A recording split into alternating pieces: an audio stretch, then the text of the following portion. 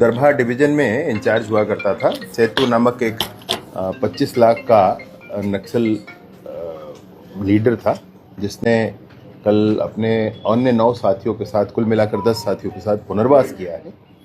सरकार की तरफ से पहले ही इस बात की घोषणा है कि जो पुनर्वास करना चाहते हैं वो तुरंत ही आ जाएं, पुनर्वास करें। सारी चिंता सरकार करेगी, उसमें कोई संशय नहीं है। और इस बात के लिए भी बड़ी स्पष्टता है कि पूरी ताकत के साथ सर्च ऑपरेशंस और अन्य एलिमिनेट करने के लिए, नक्सलिज्म एलिमिनेट करने के लिए जो आर्म्ड फोर्सेस के काम है वो भी काम किए जाएंगे।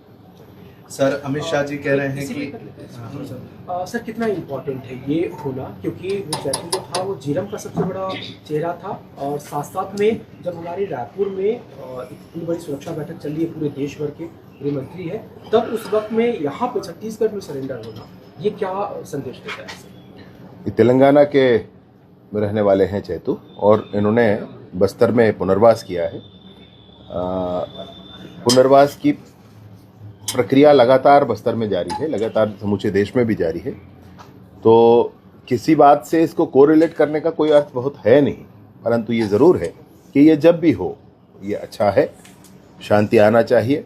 सरकार का बहुत स्पष्ट कहना है इसमें। माननीय प्रधानमंत्री जी ने यहाँ विगत विधानसभा चुनाव से पहले ही आह्वान किया था, उनकी प्रेरणा से, माननीय केंद्रीय गृह मंत्री जी के स्पष्ट रणनीतियों से, निर्णयों से, सहयोग से, और माननीय मुख्यमंत्री जी के मार्गदर्शन से बस्तर से ही और समूचे देश से नक्सलवाद समापन की ओर है। तो ये सदैव ये कदम स्वागत योग्य है, चाहे जब भी हो, सरकार इसके लिए तैयार है। जो पुनर्वास नहीं करेंगे, जो फिर से हथियार उठाकर बात करेंगे, तो सशस्त्र बल के जवान पर्याप्त है उनसे इन सारी बातों को करने के लिए। अब तक जो इनकाउंटर और ये जो पुनर्वास हुआ है, उसके बाद छत्तीसगढ़ का कोई आप मोटे तौर पे आप समझाना चाहें कि कितना प्रतिशत ये एलिमिनेट हो चुका है, क्लीन हो चुका है? 80% छत्तीसगढ़ से अब ये समाप्त हो चुका है।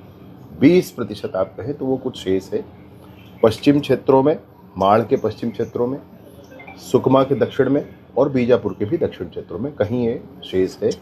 परंतु आप खुली हवा में सांस अब बस्तर में ले सकते हैं, और निर्धारित समय में निसंदेह ये होगा कि आप इंद्रावती के किनारे शाम को बैठकर चाय पी पाएंगे। ये जो टाइमलाइन है सर, उसके पहले ही अचीव हो जाएगा जिस तरह से आपकी परफॉर्मेंस है?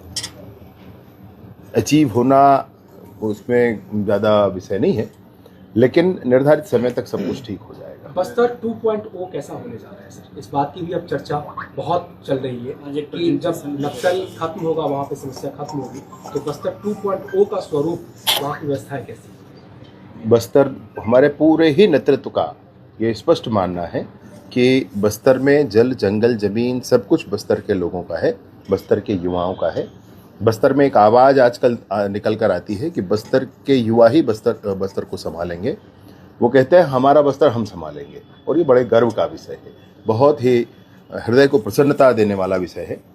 मैं सोचता हूँ कि बस्तर ओलंपिक में भाग लेने वाले नौजवान, बस्तर पंडुम में भाग लेने वाले नौजवान, और देश और दुनिया को समझ करके लोकतांत्रिक मूल्यों के साथ काम करने वाले नौजवान अपने बस्तर को संभालेंगे। जितने भी तरह के कानूनी प्रावधान हैं सशक्तिकरण के, पंचायतों के और ग्राम सभाओं के, उसको जरूर शीघ्र ही लागू किया जाएगा।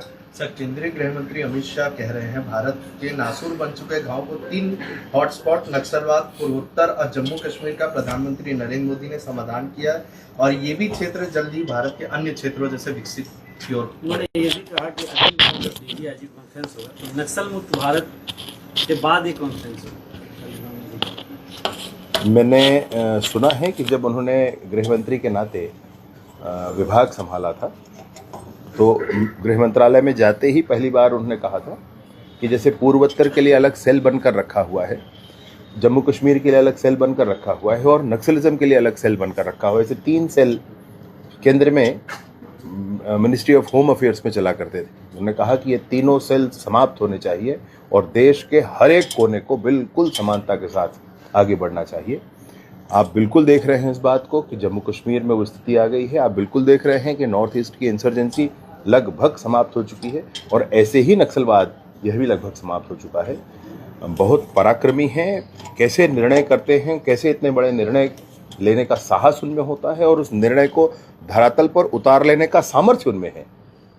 ईश्वर कृपा है। सर, जीडीपी दर वृद्धि पिछले तिमाही में सबसे अच्छी है भारत, ग्रोथ रेट किस तरह देखते 8.2% के हिसाब से जीडीपी का वृद्धि दर है और यह वृद्धि दर तब है जब दुनिया में बड़े शक्तिशाली देश ने टैरिफ टूरिफ की बात की।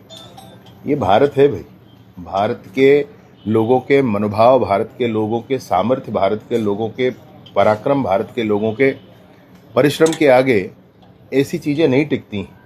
समूची दुनिया देख रही है, जो वृद्धि दर कोई और न पा सका वो भारत पा लेता है। और इस तरह से जो हमने लक्ष्य रखा है कि 2047 तक भारत सबसे बड़ा आर्थिक ताकत वाला देश बनेगा, मैं सोचता हूं कि वो उस लक्ष्य पर हम आगे बढ़ ही रहे।